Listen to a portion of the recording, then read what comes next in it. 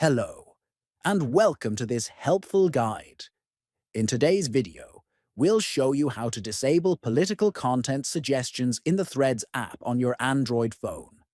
If you're looking for a cleaner, distraction-free feed without political topics being pushed, follow these easy steps. Open the Threads app on your Android phone. Tap on the profile icon located at the bottom right. Then tap the two horizontal lines at the top right corner to open the Settings menu.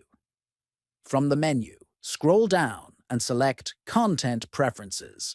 Now, tap on Political Content from the list of options. Finally, toggle off the option labeled Suggest Political Content. This will stop the app from showing you political suggestions in your feed.